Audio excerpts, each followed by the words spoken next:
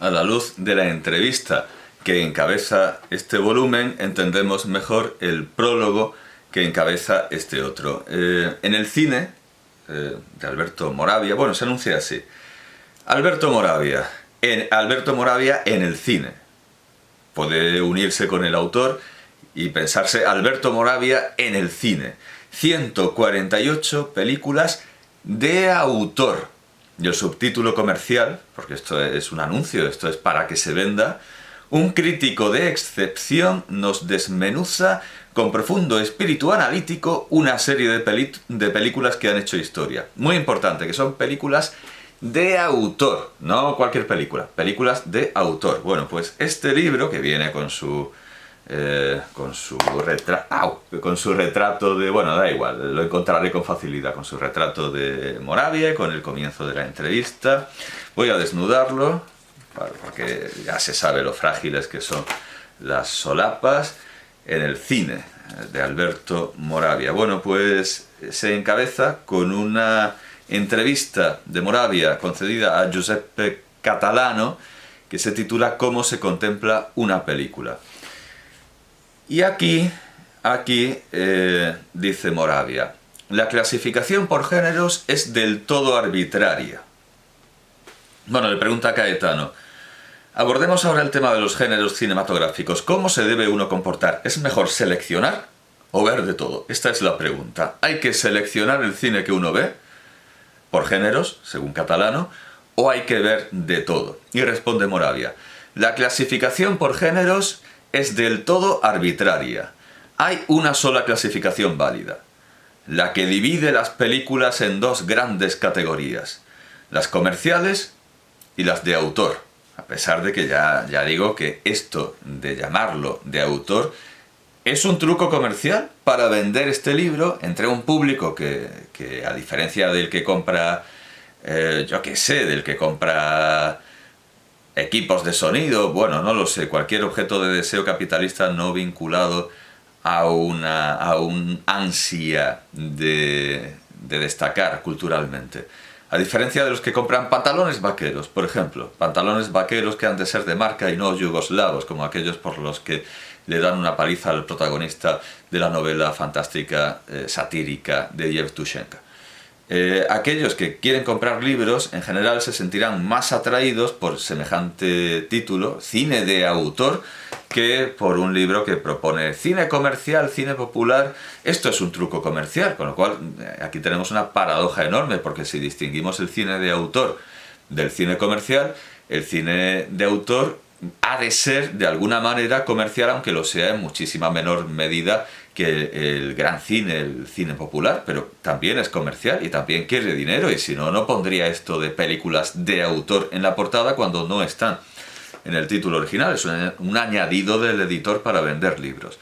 Bueno, pues dice Moravia, dos grandes categorías, las comerciales y las de autor. Yo me intereso solo por la película de autor, porque las películas comerciales poseen una metáfora sola y presupuesta, la del dinero y del éxito. Aquí nos parece estar escuchando a Villiers de L'Isle-Adam clamando contra los burgueses, contra los odiados burgueses. Esto está presente en toda la obra de Moravia.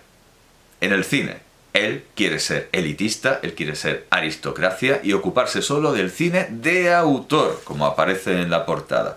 148 películas de autor.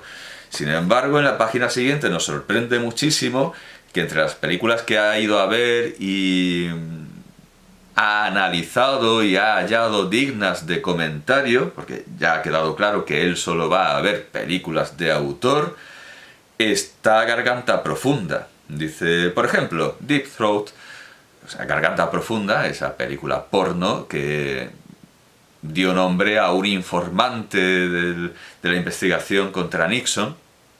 O sea, que la vio mucha gente. Era una película popular y comercial dentro de lo que puede ser el cine porno, al igual que el cine de autor también puede ser, debe ser comercial, porque si no, ni siquiera sabríamos el nombre, no saldría del comedor o del garaje donde el autor pudiera proyectar la película. Bueno, aquí hace un comentario Moravia sobre Garganta Profunda después de haber dicho que él solo va a ver cine de autor. Dice, por ejemplo, en Deep Throat, lo que cuenta no es tanto la calidad de la fotografía cuanto el motivo de la representación obsesiva de un coito oral repetido hasta el infinito, como el bolero de Ravel en Bolero. La iteración supera el hecho fisiológico puro y simple de la fellatio y lo transforma en un ritmo acosador, apremiante. El que haya leído, y lo pone entre comillas, la fotografía de Deep Throat solo en clave estética, la ha leído de un modo incompleto. Es decir, los que han ido a ver el cine porno en una sala X no lo han disfrutado en tantos niveles eruditos y académicos como yo. Sin embargo, es muy importante decir en su descargo, a pesar de esta pretensión elitista de que él solo va a ver cine de autor, que al principio, y además es lo que viene en la solapa con su retrato, dice, voy mucho al cine y voy como creo que debe ir cualquier espectador, o sea, para divertirme. Él no va con un prurito, con un ansia de ser superior intelectualmente, él ya se considera un aristócrata del intelecto, él va al cine para divertirse y ve las películas que lo divierten, solo que pueden divertirlo solo aquellas hacia las que se siente favorablemente dispuesto porque considera que son películas de autor. En esta categoría, como hemos visto, tiene una absoluta libertad de clasificación y esto es precisamente lo que le gusta a Fellini y con esto entendemos lo que Fellini pone en las puertas de este volumen. Bueno, los textos están compilados por Elena Andreas, no en orden cronológico, y está traducido del italiano por René de Secati. Bueno, y tiene una carta prefacio de Federico Fellini que lo que admira es que la crítica de Moravia no se parece en absoluto a las otras críticas, que parece que no las lea, que va enteramente por libre, que ve lo que le da la gana, que ve en las películas lo que le da la gana y que escribe lo que le da la gana sin considerar ningún movimiento, ninguna tendencia. Y esto es naturalmente una manifestación de ese elitismo de decir, primero, yo solo voy a ver cine de autor. Segundo, cine de autor para mí es lo que a mí me dé la gana y lo que yo considere. Él no depende de nadie y esto es muy admirado por Fellini. Bueno, como digo, el volumen anterior está ordenado por orden cronológico, con lo cual es más fácil encontrar una película o hacerse un curso didáctico. En cambio aquí a veces aparecen películas mudas, recuperadas, reestrenadas, bueno, y encima no viene el año en el índice, con lo cual es mucho más confuso. Y bueno, no pierde comba, no pierde ocasión para hacer propaganda comunista, para meterse con Solzhenitsyn, pero con un trasfondo siempre enteramente libre y enteramente personal, que eso es, sin duda alguna, lo que fascina a Fellini. Estos son los dos libros principales. Claro, evidentemente hay más, y esto en realidad son traducciones, derivaciones, pero vamos, digamos que podemos cifrar el cine de Moravia en estos dos libros, en este que, bueno, son 148 películas, no es moco de pavo, que se complementa con este que llega hasta, ya digo que no viene en orden cronológico, pero los últimos ensayos, los últimos artículos, las últimas críticas.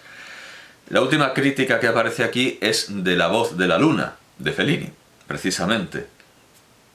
De la última película de Fellini con Roberto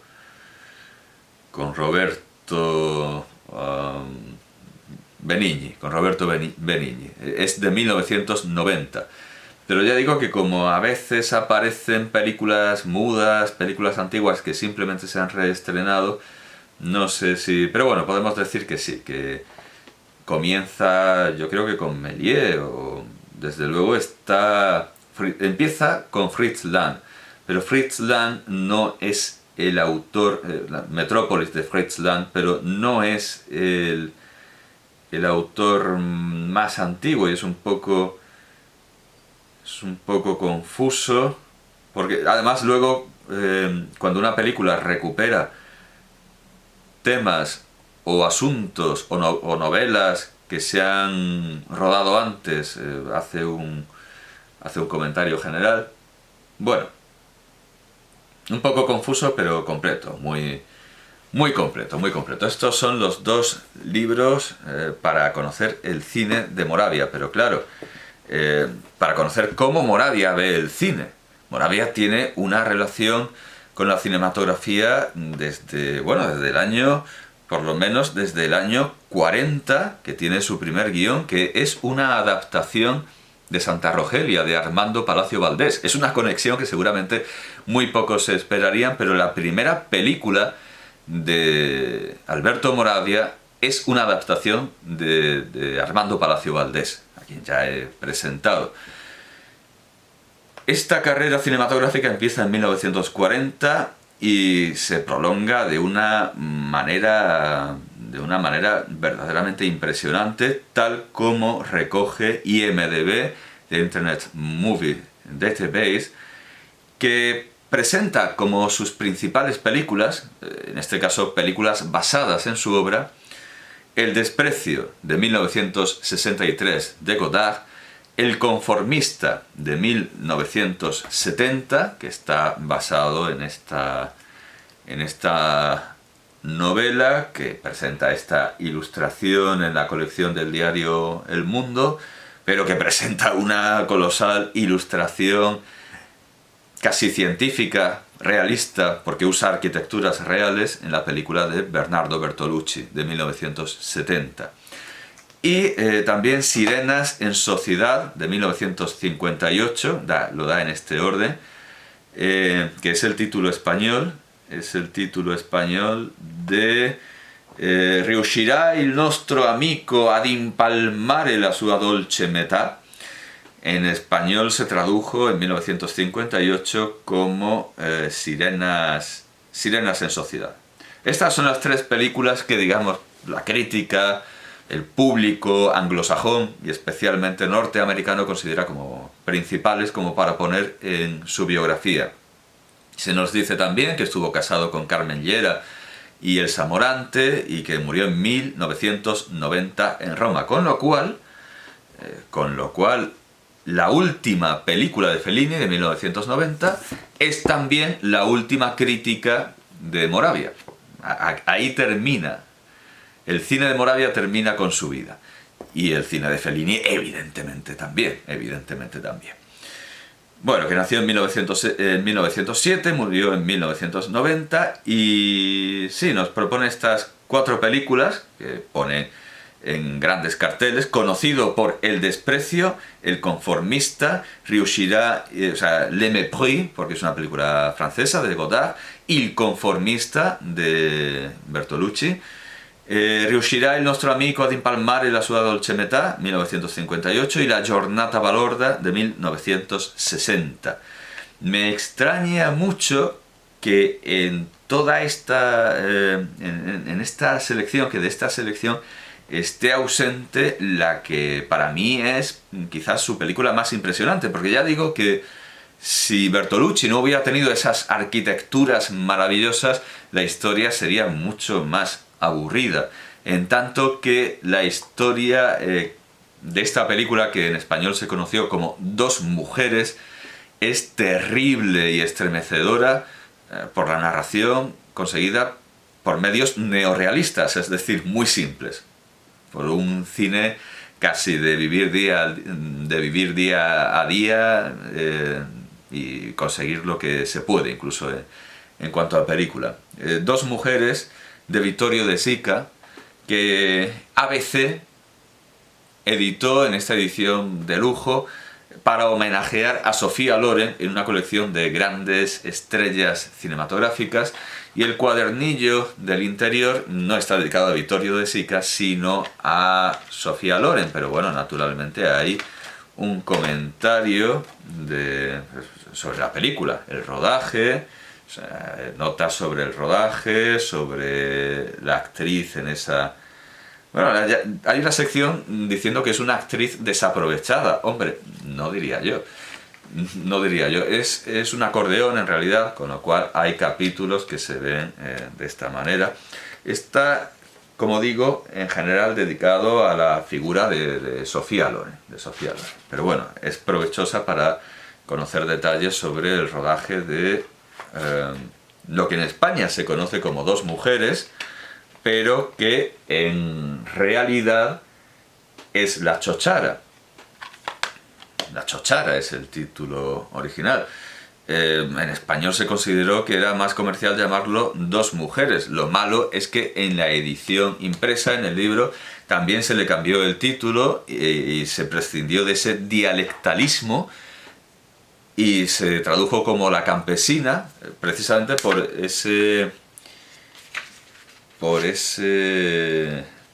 vamos a ver, por ese traductor que es el que ha versionado la obra de Indro Montanelli, personajes, Domingo Pruna. Eso sí, subtitula la novela con el título dialectal, aunque en la portada no figure. La Chochara, en español es Dos mujeres, esta grandísima, estremecedora, impresionante película de Vittorio De Sica, que no entiendo por qué no está entre las películas principales basadas en Moravia. Algunas películas basadas en Moravia son plenamente comerciales, no de autor, plenamente, bueno, benévolas. Y por cierto que hay que deshacer un error que cometen algunos críticos, que es pensar que Il Sorpasso de Dino Risi se inspira en Il Sorpasso de Alberto Moravia, que el adelantamiento de Dino Risi parte del adelantamiento de Moravia, y en absoluto, y desde luego quien vaya buscando en el cuento de Moravia, que solo se parece de manera muy epidérmica y muy lejana, quien vaya buscando en el adelantamiento de Moravia, el adelantamiento de Dino Risi, evidentemente se va a decepcionar muchísimo. El adelantamiento de Dino Risi es una obra colosal, profunda, mientras que el adelantamiento de Moravia es un cuento que no es más que un divertimento sobre uno de los temas que ya he dicho que trata muy a menudo, que es el psicoanálisis. Es hacer ficción con Freud. Esa confusión, por supuesto, hay que deshacerla, como quienes piensen que el Espartaco de Dalton Trumbo se basa en el Espartaco de Arthur Koestler, que además no tendría sentido. Bueno, sí tendría sentido. Lo digo porque Trumbo era un convencido comunista y Koestler de vez en cuando lo era, pero bueno, en el tiempo en el que se hace la película, evidentemente no. Bueno, la lista de películas es vastísima, tanto aquellas en las que él escribe el guión, como aquellas películas que se basan en una novela suya, e incluso películas en las que él actúa. Se interpreta a sí mismo en L'Alibi, en La Coartada, por ejemplo, y en otros aparece solo en 3 películas como actor. Aunque una es de 1991 y entendemos que es material de archivo, Caldo Sofocante, 1991, a no ser que el año de producción fuera 1990, y entonces sería su última aparición en Caldo Sofocante de Giovanna Gagliardo. Parece ser que no la he visto, he de confesar que no la he visto, y sí, puede que no sea material de archivo. Como actor aparece también en 1989 en Smeraldina Liberata, en el papel de Belcebú, y en 1949 en Monastero di Santa Chiara. Pero es que además tiene una película dirigida por él mismo, que es E colpa del sole, el cortometraje de 1951, Es culpa del sol. Por supuesto aparece en una infinidad de programas de televisión, de entrevistas, concediendo declaraciones. Bueno, Los indiferentes quizá también es una de 1964, quizá también es una de Francesco Maselli, pero es que él ha trabajado con una cantidad de directores, de cineastas, que es realmente muy difícil de compendiar. Por lo tanto, casi pondré el enlace a IMDb o que cada cual lo consulte, porque además, como yo lo consulto desde España, muchas veces me dan el título español y no me dan el título original, aunque es cierto que otras veces me dan el título sueco, o no sé muy bien por qué. Alguna de estas películas tiene el título sueco, no sé por qué. Películas para conocer mejor a Moravia, La Roma de Moravia, bueno, en fin, algún documental, etc. Son 72 películas en las que figura Moravia como escritor acreditado o no, porque esta gente de IMDb se toma las cosas muy en serio y registra, examina, escruta allá donde puedan encontrar a un autor o a un actor aunque no aparezca acreditado. A veces puede haber un tropiezo con eso, pero en general está muy bien hecho. Y eso, 72 películas como escritor, 3 como actor, pero no cuentan la coartada, porque eso está reseñado en las 19 apariciones como él mismo, porque claro, si en la coartada hace de Alberto Moravia, aparece en las 19 fichas sobre la aparición de Moravia en películas o material audiovisual. Y curiosamente aparece como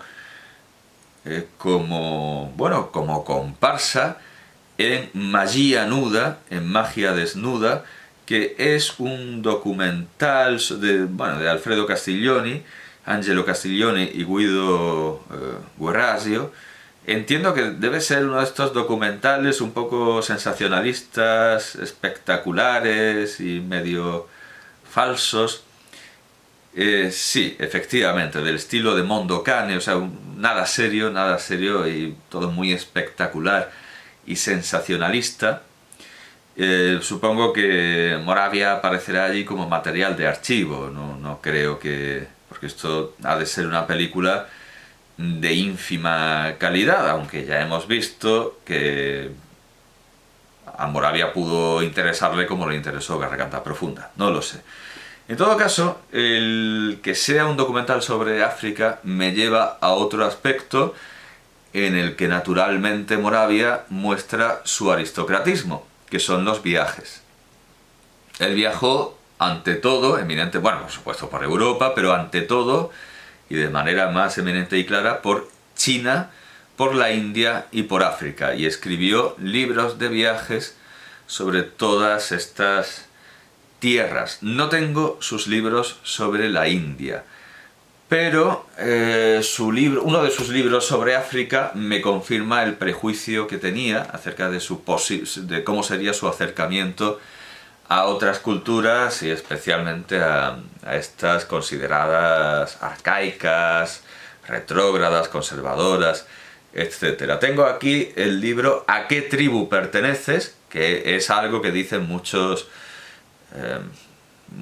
periodistas sobre África, que lo primero que te preguntan es de qué tribu eres y que eso es lo normal, o sea, una normalización de un sistema de castas. Bueno, tengo aquí una edición de lujo en la colección La Vuelta al Mundo en 80 libros de ¿A qué tribu perteneces?, de Alberto Moravia, muy bellamente ilustrada, por supuesto. Aquí aparece otra vez el retrato de Moravia, un mapa de un cacho de África, porque claro, entera no. Bueno, voy a desnudarlo para su mejor manejo. ¡Au! Vaya por Dios. Ah, no, eso no era importante, eso era la hoja para reponer libros defectuosos. ¿A quale tribù appartieni? Traducido por Domingo Pruna, que es la firma habitual.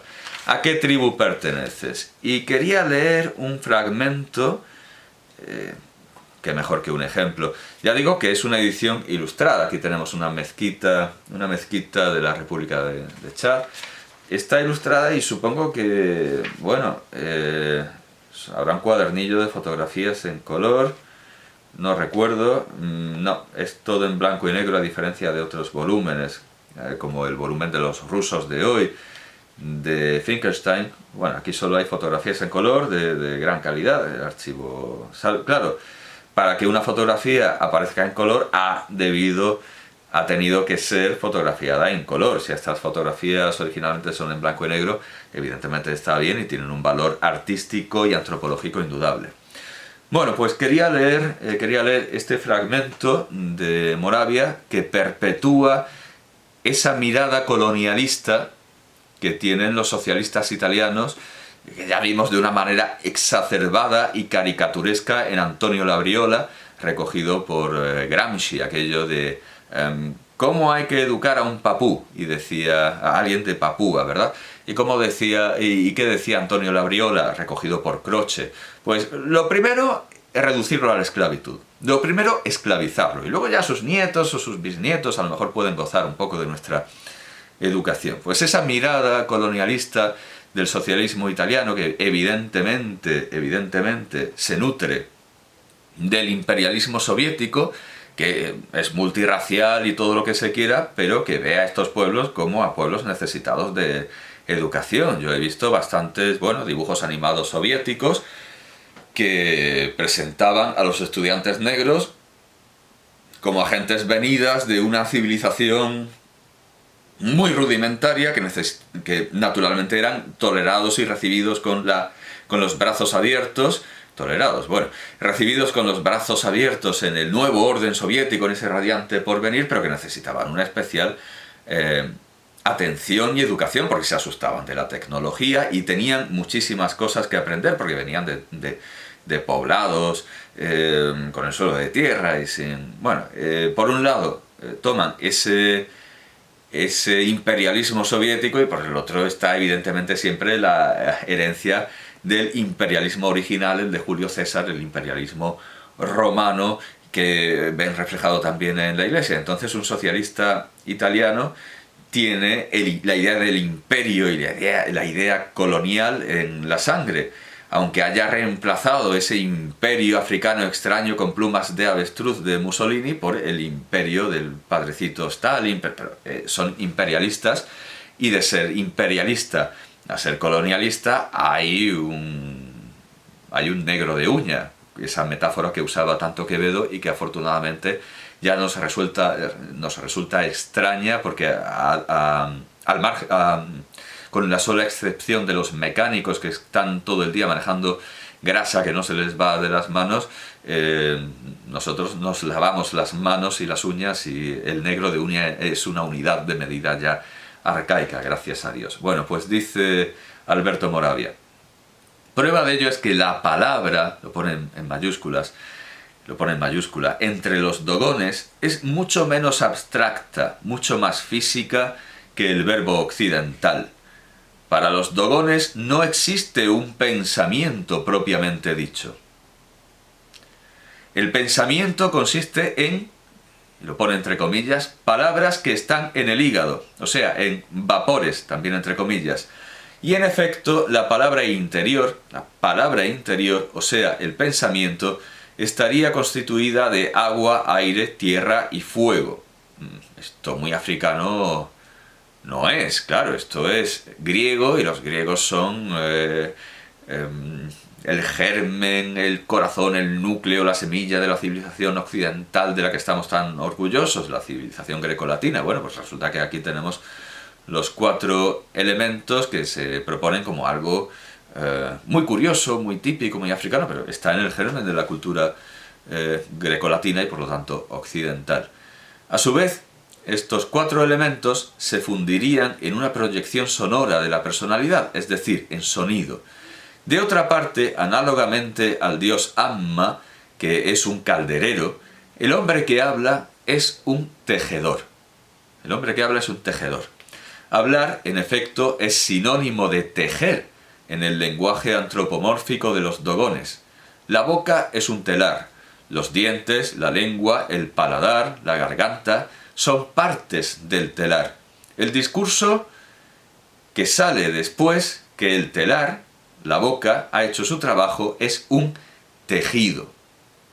Quizá cuando usamos el lugar común, un tejido de mentiras, sin saberlo no hablamos en italiano, sino en dogón.